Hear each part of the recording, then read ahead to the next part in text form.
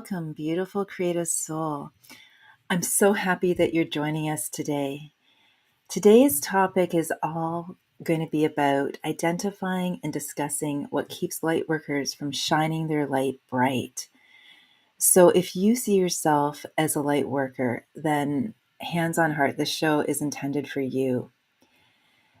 Chakra-Care for the creative soul, if this is your first time joining us here, is a show that offers you some soul balm every Sunday, as well as a sacred invitation to slow down and really begin to restore calm so you can tune into your divine creativity. In these shifting times, it's never been more important to restore the sacred to your self-care. I'm here as your guide to support you to care as much for yourself as you care for the world while you're birthing your divine dreams. May you dive into the depths of your soul, befriend your body, master your mind, and soar with your spirit so that you can feel truly replenished and inspired to share your sacred soul gifts with the world.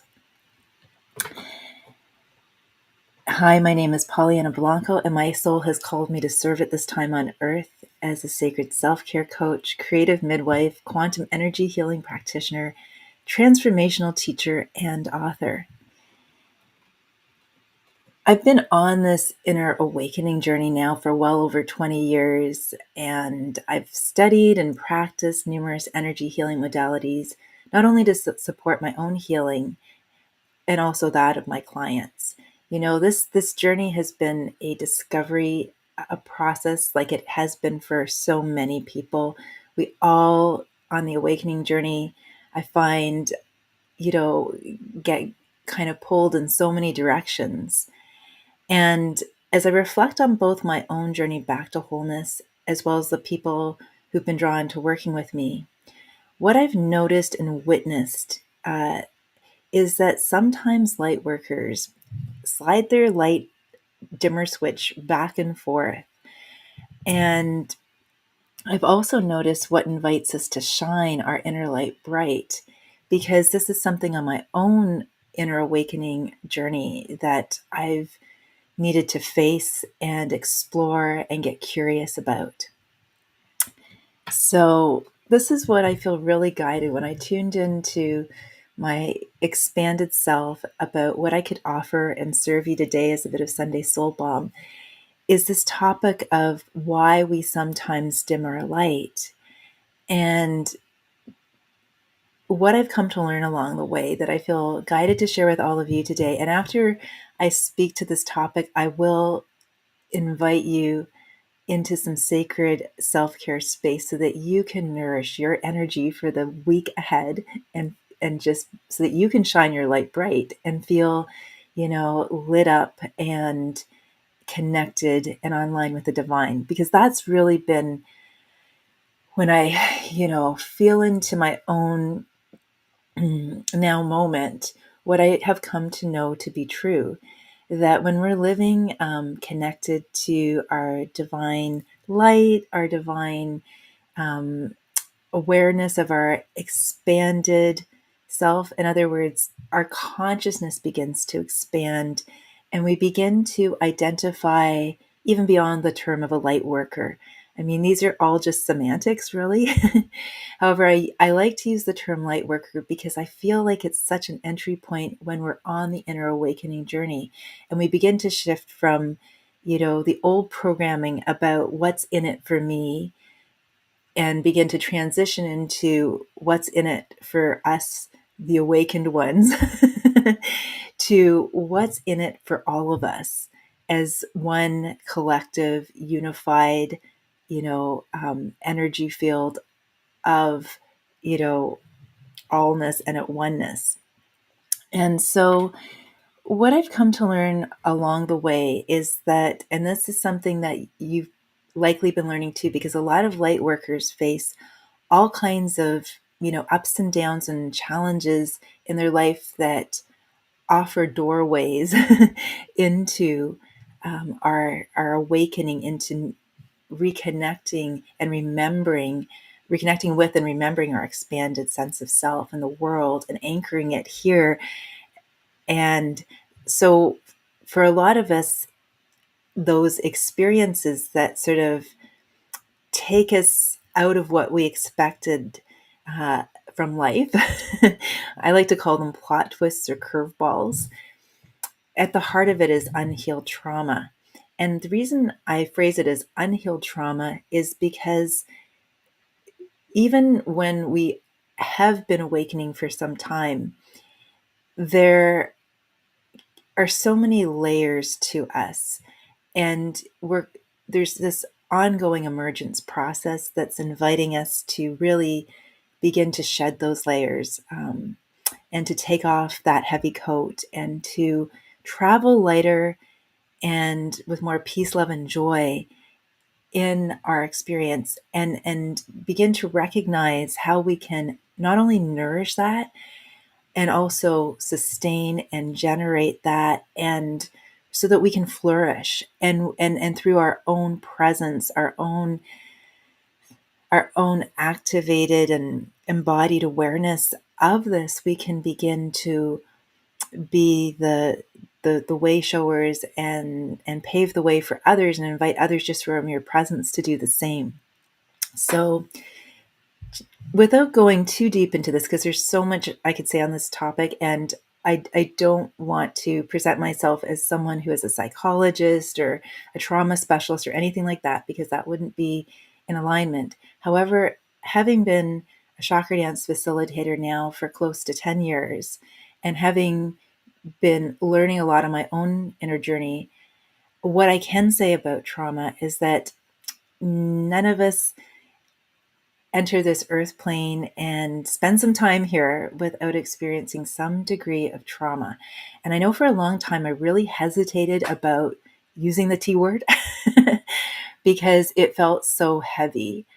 And I'm going to speak to that more specifically in a moment. I'll loop back to that. But right now, what I just want to say is that trauma is a spectrum.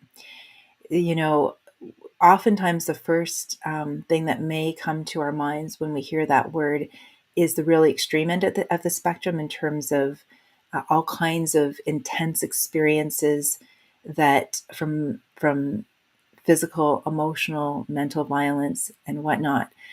However, anytime we have a response to something that happens to us that keeps our energy stuck and looping in fear-based programs and beliefs, and it causes us to suffer or struggle, that, in my humble opinion, is a trauma.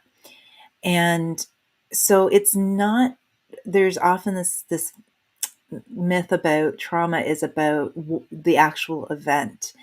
And because two people can experience a similar or the same event even, and one person experiences a sort of a constriction as a result of that experience, and another person continues to move forward and expand and doesn't get part of their energy within them locked into that experience, and feels stuck there, not knowing how to move forward without taking off a heavy coat. So again, the beautiful thing, even when it doesn't seem beautiful, it seems the polar opposite of that. Even when it's painful, even when it's difficult, even when it's, oh, there aren't words for it, depending on where an experience may fall on that spectrum. The sacred invitation in all of it for all of us, if and when we are ready to claim it, is a restoration of our wholeness, is coming home to our true core self and knowing ourselves beyond any limitations that have sought to keep us stuck in struggle, in suffering, in fear, in hesitation, and in doubt of who we truly are. And we're magnificent, beautiful, divine creative, co-creative beings. And we're here, anyone, I would say, who's here at this exact moment on earth has locked within them and is here to liberate a deeper truth, a core soul purpose that, whether you're already aware of it, kind of aware of it, sort of aware of it, or not aware of it, you're here now because there's something in your soul that has called you to be here, because we have a grand opportunity. It's so exciting. It's actually, I get goosebumps when I think and feel into this grand opportunity that's in front of all of us. We are in this amazing shift of ages where collectively we will make the difference. As we link arms, as we, touch into those truths within us that want to be seen, want to be heard, want to be liberated, and get online with the divine and experience that continuum of who we truly are from a much vaster awareness of who we are, then magic and miracles can really truly be manifested and co-created here, and we can shift so very much. So what I want to just speak to today specifically, a little more specifically, again, there's so much I could say on this topic. And I feel guided to too, because as we are in this month of sort of Virgo energies, it's a time of purification. So I thought, what would be so supportive right now in terms of sacred self-care before we go into our practice today? And the 4 topics, because 4 in ascended numerology is all about perfect balance, that I want to speak to, that are something that I know I've experienced on my own inner awakening journey, identifying with basically wanting to make the world a better place, wanting to contribute my piece of the puzzle to heaven on earth. And, even in the beginning, I hesitated to use the word light worker because I feel like any kind of frame we put around ourselves can be limiting, right? And of course, it can be debated, and it can take us back down into all kinds of levels of awareness that can pull us into a lot of drama and confusion energy. That being said, as I've begun to embrace the use of this term light worker, what I also want to speak to is that there are some, I guess you could say, misunderstandings. And again, take only what resonates for you, and let the rest fly out the window. Listen to your own heart. So before I jump into this share today, I'm going to invite you to connect with your heart, because that is the most important thing you can do. And just take a moment to set that intention to open to your divine connection as I share with you. So I'm going to invite you to place your hands on your heart, and together we're going to share 3 deep, beautiful Ave Saw breaths. And if you're not familiar with this breath, it's from my beautiful, beloved spiritual teachers, Sri Ram Ka and Master Lady Kira Ra. And it's a gift to the earth at this time. So on the inhalation, it's an invitation to, open to the divine connection, the expanded sense of ourself, that continuum of who we really are in its fullest expression available to us that we can receive in this now moment. And the exhalation is this surrendering any need to control, any need to figure things out, and just be open to what is being revealed to us in this now moment.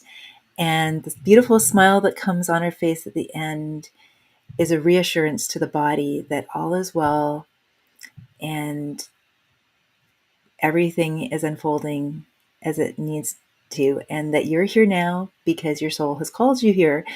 So let's begin, everyone. So taking 1 beautiful deep breath in, and then we'll continue with 2 more. Hands on heart if it's safe to do so. Ave. Sa. Ave. Sa. Ave. Sa. And again, just feeling the warmth of your hands on your heart and the warmth of your heart on your hands. Okay, so what I felt called to share today on this topic of the four sort of most common issues that a lot of people on the inner awakening journey face that can keep us from fully shining our light bright.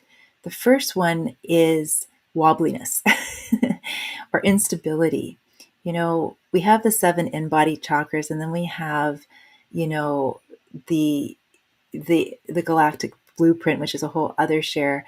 We have the ascended chakra system, as well as the more commonly, it's becoming more common now, the 7 embodied chakra system. And in the work that I've been called to do, that's where the teacher in me, I have been a teacher in the classroom now for 26 years. That's where I've been called to meet people on their inner awakening journey. And I believe that's why I've been called to share this information and subject with you today too. So when our root chakra is not stable, forget about even being balanced. Balance is dynamic. We're constantly moving as energy beings through life. So there's no such thing as static balance, even if we might sit still to meditate. And so this instability often is a program that's been running in us from our old experiences as we're stepping into this beautiful new ascended way of being and this whole new paradigm that is so enticing. It aligns with that truth that we came here to make this world a better place. And yet this instability program has us still hooked into both inner and outer chaos. Oftentimes we're focused on the outer chaos first because that seems somehow more real and it captivates our attention. And it's life's ups and downs. It's that emotional roller coaster. It's the dramas that, we find ourselves getting hooked into.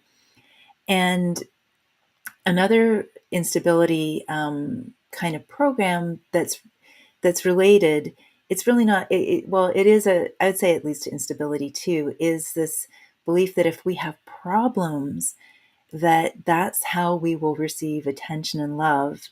And so this also keeps us in a wobbly place within our experience as an energy being.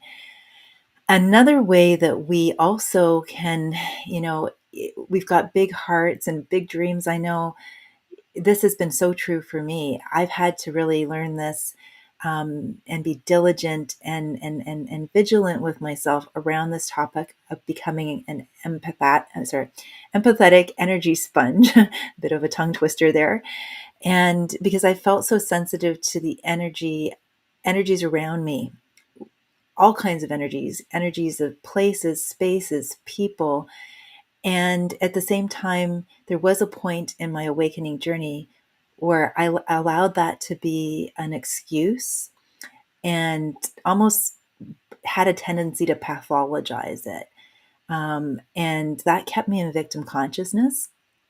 And then when I began to see it as an opportunity, a beautiful sacred invitation to walk through this door and recognize that something more in me wanted to come forward, that wanted to anchor into this, divine empowerment of knowing that I can weather it all, stepped forward. So, when we start caring for others at the expense of ourselves, when we start hooking into all this drama around us, I know I did at one point. I was in a situation in my life that I felt was overwhelming, and I didn't know at first how to unhook myself because I wanted to make it better. I wanted the situation, I wanted my legacy to be healing the situation. And while my intentions were good, I had all these old inverted programs that kept me spinning in pain loops. So that's one area that I've noticed on my own spiritual journey, and I've witnessed in other people along the way too. And as a result of these instability programs, what can happen is we can enter into something called spiritual bypass, especially in the beginning stages when we're first awakening. Although I feel it's something that can happen to us, and we can revisit this because healing is a process, and these trauma that is sort of under our radar screen, because maybe it didn't seem like a big deal or we minimized it, can still be hooked into these programs that are playing out in our life in plain sight, that for whatever reason we need to keep replaying them until we recognize them and notice what we're noticing. So spiritual bypass is another one. It's that experience where we crave relief from the suffering and struggle to surf moonbeams and rainbows. And what happens or can happen is we can end up consuming spiritual information without practicing it, without embodying it. And this can become almost like an addictive behavior. We get addicted to our spirituality as a distraction, as a way of avoiding, because basically underneath it all, we still have aspects of ourself that are hooked into this fear of the unknown, rather than surrendering into the mystery of it all, the beautiful mystery of it all. And so we seek false bliss and sweetness. And we have a tendency then to live from the upper chakras because they seem so much more fun and so much more expansive and juicy. And the first three human chakras, they're just a lot of work. Who wants to spend time there when I've been going through all of this stuff in my life? And so we attempt to, surf those moonbeams and rainbows, but we have a wobbly set of human chakras. That's our root chakra, our sacral chakra, and our solar plexus chakra. And then there's also the experience that also kicks in as I'm going to call it a coping mechanism, because, we all come in with certain programs, and one is the fear program from our ego to keep us safe. And this is where, when everything starts to not be as shiny as we first expected it to be by surfing moonbeams and rainbow, we can start to really default back into living in our heads. We believe that we can think our way through stressors and triggers, and this leaves us feeling ungrounded and even disassociated from our body. So we're sort of only half in, and maybe part of us is beside ourselves energetically. We're also disconnected from our feelings, our sensations. And that's because any of that unresolved trauma, any unresolved, stuff is creating emotional Velcro that invites in these energy drains and these distractions. And the final one I wanted to speak to that I've noticed along the way, and as well as in others, is this tendency to throw in the towel.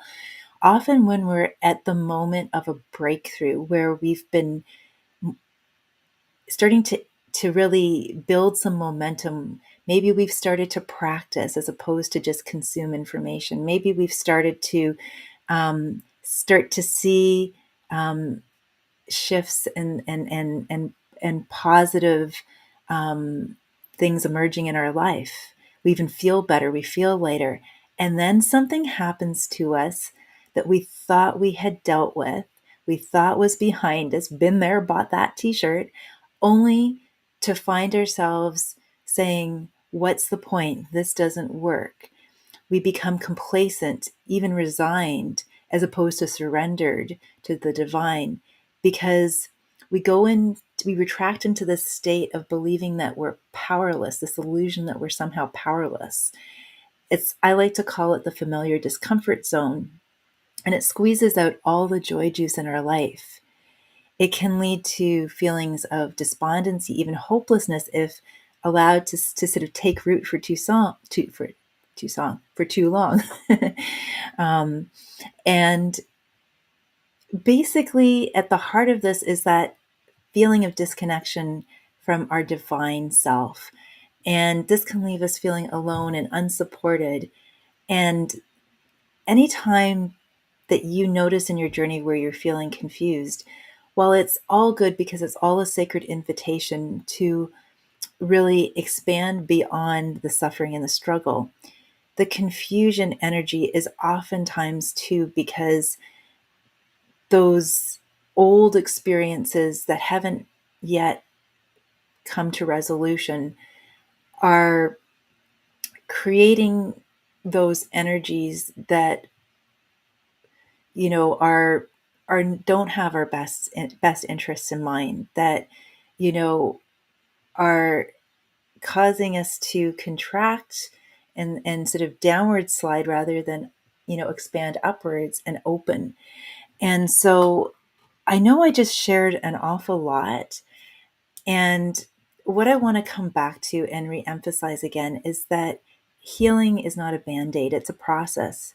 We're like onions, and we have all these layers, and underneath all these layers, there's more and more waiting to be revealed to ourselves. This is the juicy good thing about all of this inner work that we do. And as we are ready and willing to alchemically, not just transform, but actually transmute any fear based energies that have been held in place, especially by interference energies that, you know, um, are able to kind of keep us in that wobbly state. As we begin to come home to our true self and that emerging awareness, experience, and trust of our expanded self, then this shifts any resistance, fear, doubt, or hesitancy about doing so. And what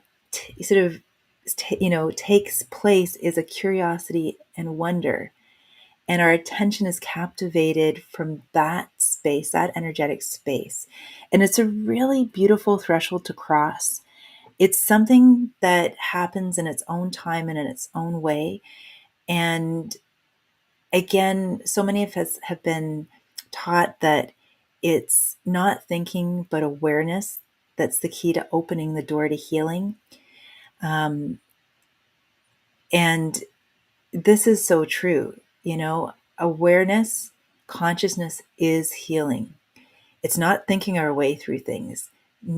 Thinking is not knowing, as my teacher Sri Ramka would say.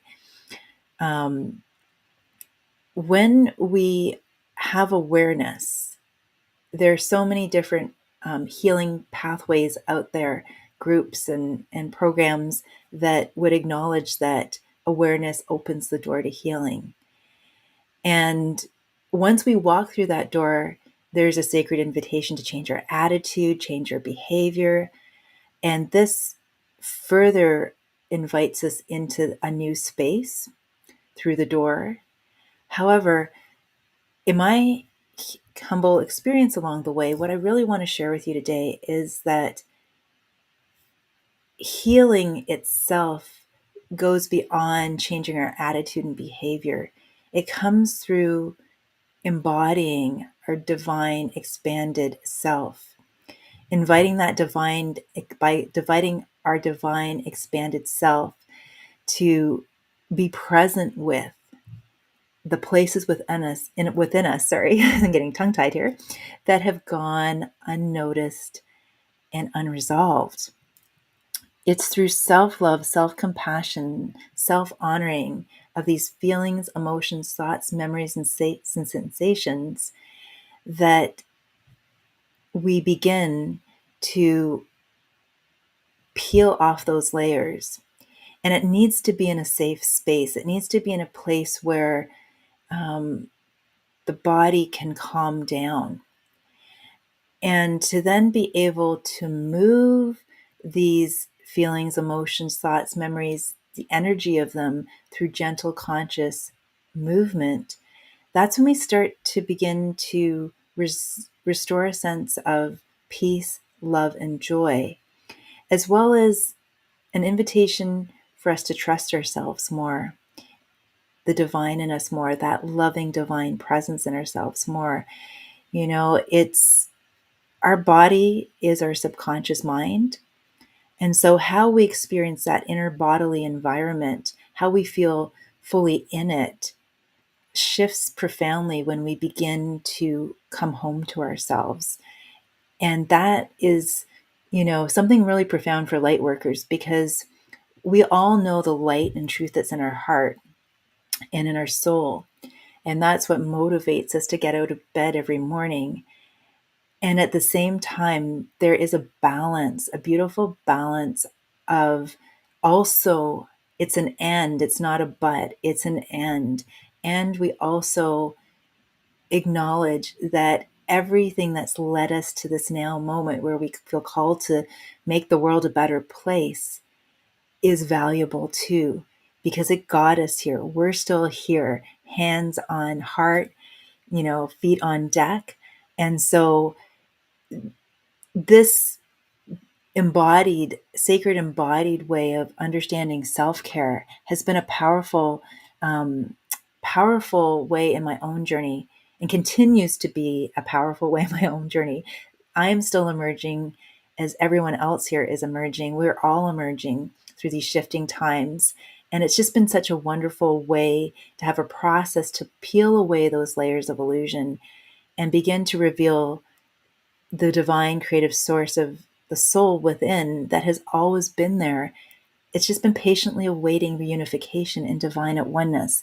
And so I'm going to circle back to the point about being a licensed chakra dance facilitator now for close to 10 years, because I've seen this in my own experience through doing my training twice now, as well as in witnessing how when we move our bodies, we move our worlds. And this chakra dance process is a dance movement healing process that offers us a map back to our inner world, to a reintegration of all the different multidimensional aspects of ourself. It's a doorway into that. There's many. It's just one. It's one that I found to be incredibly powerful. And it uses spontaneous dance movement, um, chakra resonant sound healing music, and mandala art. So it really works on that below our radar level of anything that has been stuck and is awaiting resolution within us. And one of the most powerful moments that I can remember, and I love this moment because I was offering a workshop, an intro to chakra dance workshop at a dance studio in Toronto. And, I did a sort of a brief intake at the beginning prior to offering the program. And there was a woman who needed a chair to sit on, and so I honored that for her. At one moment, though, she felt called to stand up, and what she shared in the sharing part of the workshop a little later on, afterwards, when we were I was inviting everyone to share, is that at that moment when we were dancing the root chakra, it was the first time in a long time that she felt stable enough to stand, and she didn't have any experience of the vertigo. And in that moment, it really blew me away. Another experience that comes to mind is how I was gifted with the blessing of having an amazing opportunity to work with and offer a chakra dance session to a friend who had experienced an accident that left him as a quadriplegic. And the fact that he was even open to doing a chakra dance session fascinated me and excited me in ways I can't even begin to describe. And his words at the end of the session were he didn't want it to end. And what really surprised me was that there were sort of spontaneous movements, like twitches happening in his legs and in his hands. Now, I knew he had some movement in his hands, but the legs were something that I didn't know he had any movement in. And maybe he had, the point being that when we begin to move our energy, we literally move our lives. And these experiences, along with many others, have really invited me to get even more curious and wonder about the power of really this work. So, right now, I am going to invite you to, I know I'm going a little bit longer than I usually do, and I'm just going to trust my guidance with that because it feels complete with everything that I felt guided to share with all of you today. And now I want to offer you some soul balm in the form of some practice. And so I'm going to invite you to find a comfortable place where you will not be disturbed for our sacred self-care practice right now. And I'm going to invite you to place your hands on your heart if it's safe to do so. Again, I would encourage you to watch the replay if you're driving right now and listening to this. And beginning to start with noticing your breathing, feeling the warmth of your hands on your heart and the warmth of your heart on your hands.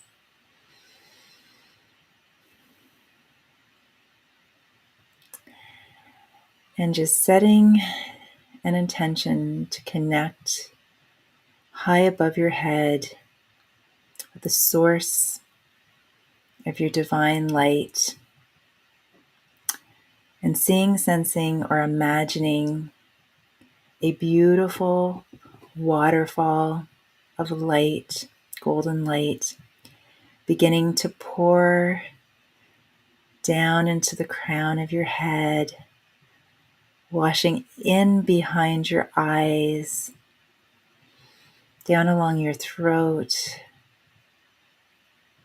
into your heart, overflowing from the chalice in your heart and spilling down into your stomach, into your sit bone. Continuing to breathe that beautiful golden light down along each of your legs,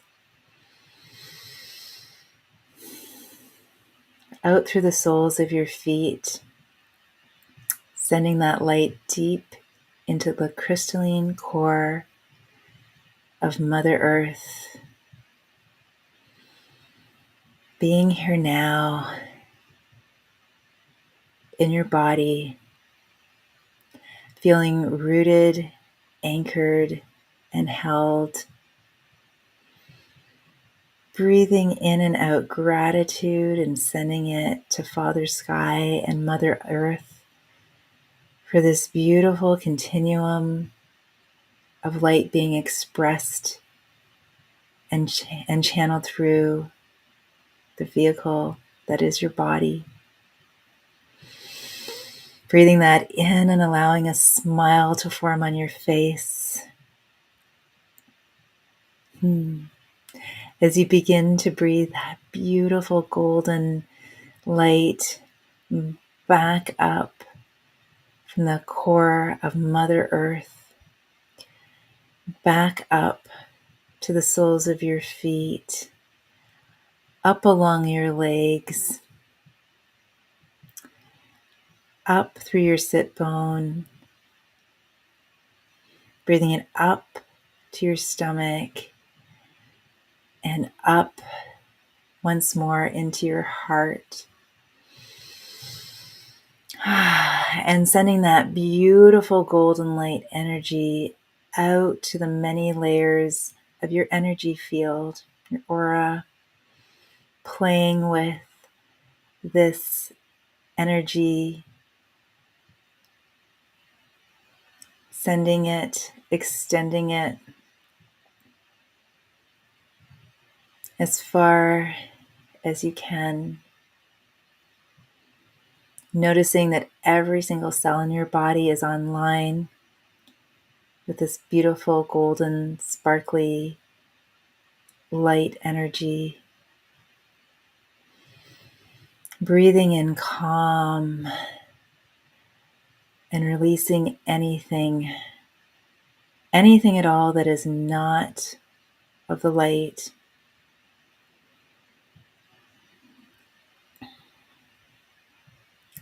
And beginning to listen to your body, to notice what you're noticing, any sensations, any thoughts crossing your mind, any memories, and coming back to your breathing.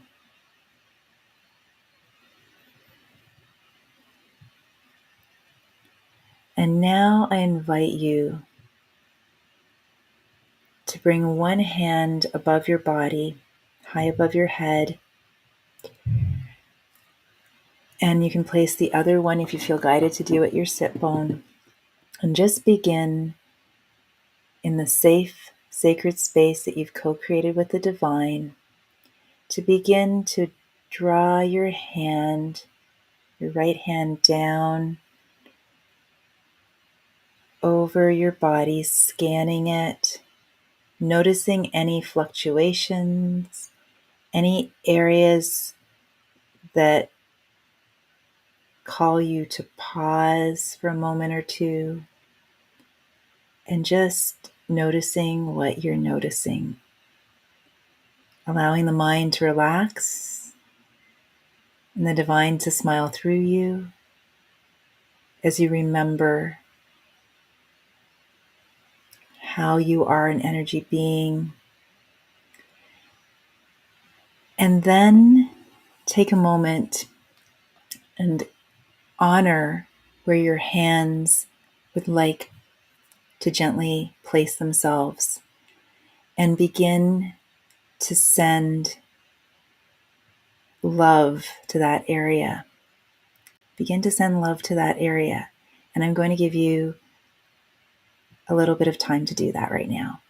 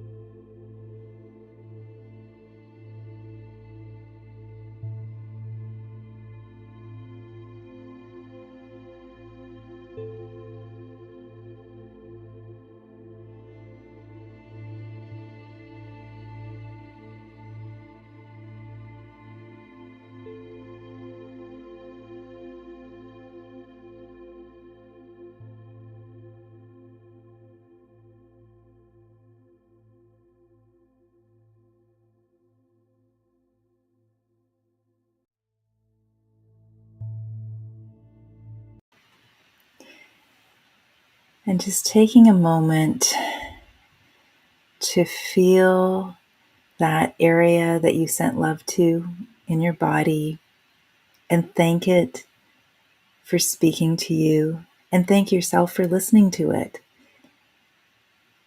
And as you move through your day today, be open to noticing what you're noticing. Befriend that part of your body. Listen to it. Continue to deepen your relationship with it. Honor it. Invite it to speak to you even more. Invite it to speak to you when you dream tonight. And know and trust that all is well, and that whatever emerges is in the perfect, right, and divine timing to help you to grow and expand beyond your wildest dreams of what's possible for you. And before I close, I just want to invite you to join us next Sunday when I'll be interviewing the beautiful Cynthia Romer, Divine Feminine Christed mentor and teacher, to discuss the hidden source of stress and how to soar beyond it. And also starting on October 15th, I'll be offering my 9-week Chakra Dance to Heal Your Life e-course online. So if that sounds really good to you and you'd like more support with sacred embodiment and sacred self-care, please reach out to me at info@pollyannablanco.com. As always, it's been an honor and a blessing to be here with you, beautiful creative soul. Keep shining your light bright. You've got this. Much love and light. In Lak'ech Alakeen, I am another you, and you are another me. Be well, beautiful creative soul.